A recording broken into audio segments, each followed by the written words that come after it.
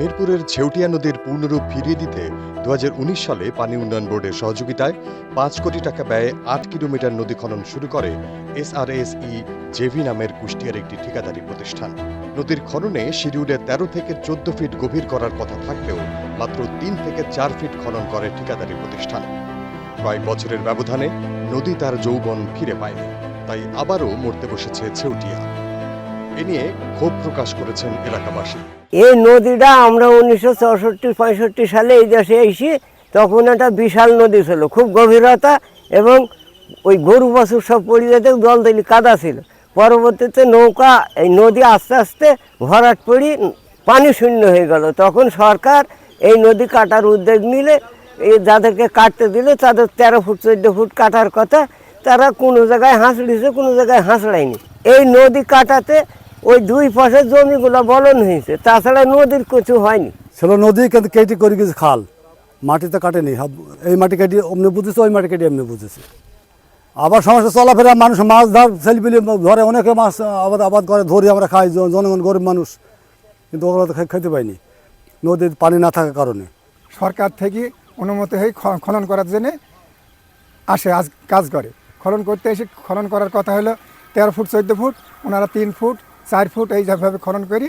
যেরকম শুকনা নদী সেরকম শুকনা নদী আছে, এই নদী সেই মরা নদী হয়ে আছে। নদীটি 60 থেকে 70 মিটার চওড়া থাকলেও বর্তমানে নদীতে 20-25 মিটার দৈর্ঘ্য রয়েছে। এই নদীতে একসময় অনেকেই মাছ ধরে জীবিকা নির্বাহ করত। নদী থেকে পানি উত্তোলন করা হতো বলেও জানান এলাকাবাসী। এই নদীতে আপনার আগে হলো উষারা পাশারে ছিল এবং জেলেরা মাছ ধরে খেতে পারতো। নদীর থেকে পানি তুলে আপনার ডাঙার আবাদগুলো ভালো হতো, আয় উন্নতি হতো।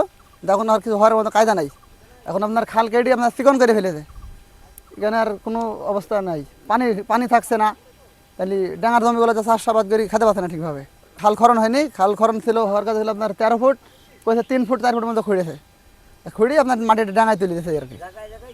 ডাঙায় আপনার খোঁড়েও নি, ওই সাইড দিয়ে আবার ওই যে সাঁতার পানির সময়ও এক হাঁটু হয় না।